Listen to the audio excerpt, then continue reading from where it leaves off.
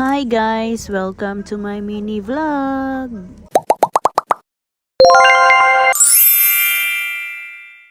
For today's video, gagawa tayo ng fish lumpia. Kung marami kayong isda sa freezer o marami kayong isdang leftover, pwede ninyong gawin ito guys. At dahil nga mahilig kami mag-fishing at marami na kaming naipon na isda, yung iba na ipamigay na namin, so ngayon may tira pa kami, kaya naman lutuin na natin yan guys. So ayan guys, after mapakuluan at mahimay, tinimplahan na rin natin siya ng pampalasa. Bali naglagay tayo dyan guys ng harina, cornstarch, bawang, sibuyas, paminta at magic sarap. Syempre may asin din at may itlog. Bali 4 na itlog po ang nilagay natin dyan kasi yung 2 unang nilagay natin is parang kulang.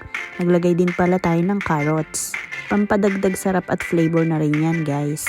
So after nun, lamas-lamasin na natin para mag-mix na ang ating ingredients. At ayun guys, nagtulong na nga kaming magbalot para mabilis and then nailuto na rin namin siya at syempre, inulam na namin sa kanin.